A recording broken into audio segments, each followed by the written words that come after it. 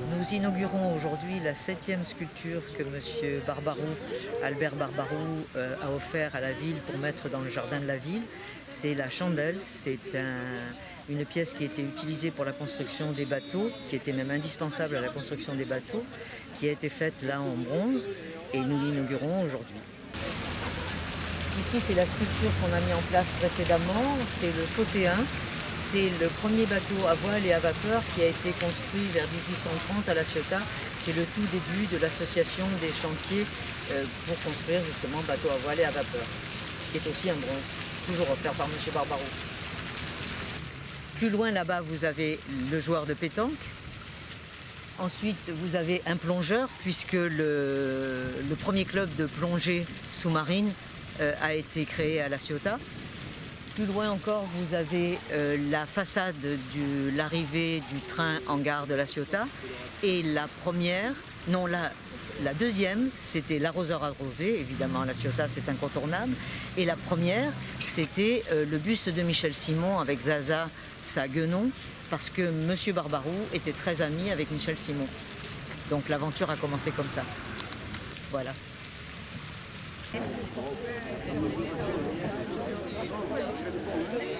Chers amis, si vous voulez bien. L'exactitude, c'est la politesse des artistes.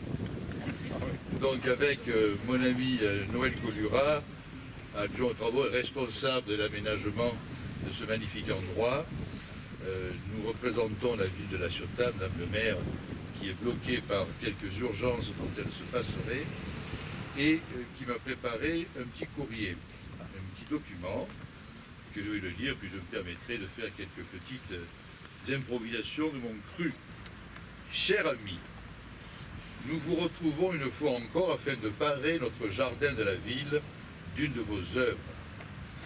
Soyez-en remerciés, ainsi que notre ami Albert Barbaroux, qui nous a fait don, et dont j'aime à rappeler qu'il fut le créateur du Vespa Club de La Ciotat, et un de nos playboys locaux. C'est toujours le cas d'ailleurs. On ne vous présente plus. La Vendée t'a vu naître, ça je ne le savais pas. Mais c'est dans notre belle ville de La Ciotat que tu as décidé de vivre et travailler depuis 40 ans auprès de mon ami Jean-Louis. Un choix judicieux, Jean-Louis. Et La Ciotat, à bien des écarts que l'on ne peut que comprendre. Tu te décris toi-même comme créatrice de beauté, expressionniste. Il est clair en tout cas que tu vas à l'essentiel et tout en épurant les détails, tu permets aux spectateurs que nous sommes d'interpréter tes œuvres avec notre sentiment, notre subjectivité. Voici donc cette nouvelle sculpture chandelle qui représente une épontille. Alors c'est amusant parce qu'il y a quelques années, quand j'ai débuté à mon poste d'adjoint à la culture, j'ai reçu la visite d'Albert, que je connais, qui est un copain de mon père, et qui m'a dit, tu vois, après Michel Simon, j'aimerais faire don à la ville d'une sculpture. Alors on a allé Rose de Dine, au fourneau, et ensuite, une fois que ça a été fait, le soir même, ou le jour même de l'inauguration, il me dit, je pense à une troisième. Fais la troisième.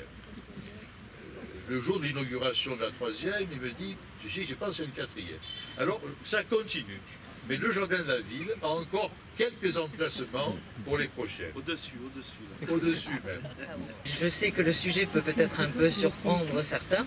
Je vais vous expliquer la démarche toute bête. Après avoir fait le Phocéen, qui est remonté quand même à l'origine quasiment des chantiers, on est remonté à l'origine de la construction navale, et il n'y a pas un bateau qui a été construit sans qu'il y ait une épontille ou même de nombreuses épontilles autour pour pouvoir suivre la construction.